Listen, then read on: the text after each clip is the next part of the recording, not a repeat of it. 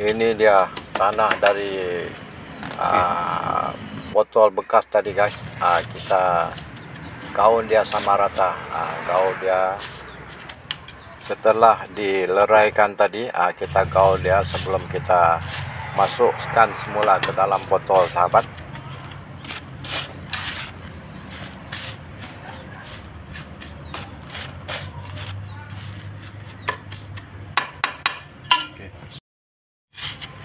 Oke, sekarang kita masukkan dia ke dalam botol.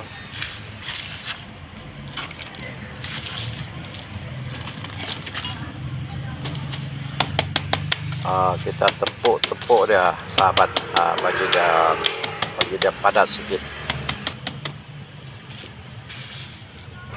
Oke, siap. Kita tambahkan sedikit lagi di atas, tepuk lagi. Oke, ini dia guys, kerja memasukkan tanah ke dalam bekas minuman. Sudah siap guys. Kita ada berapa? 1, 2, 3, 4, 5, 6, 7, 8, 9, 10. Ya, kita ada 10 botol. Tapi besok sajalah kita tanam guys. Sekarang sudah gelap. Sekarang sudah lebih kurang pukul 7 malam. Besok kita akan tanam dia guys. Lagipun sekarang sudah gelap. Kemudian di belakang sana kalau gelap begini guys, memang banyak nyemok lah. Tak larat mau tepis dia. Besok sajalah guys kita tanam dia.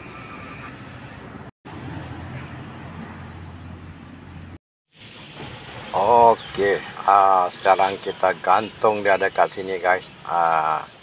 Kita gantung dia.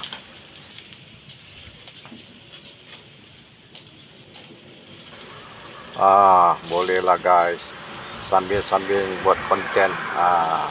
Kita boleh makan kangkung ni nanti guys. Ni satu botol ni boleh sekali goreng ni guys. Sini ada 10 botol. Berarti kita ada jimat dah. Jimat dah 10 kali beli kangkung. Kita main petik saja dekat sini. Memang sempoi lah sahabat.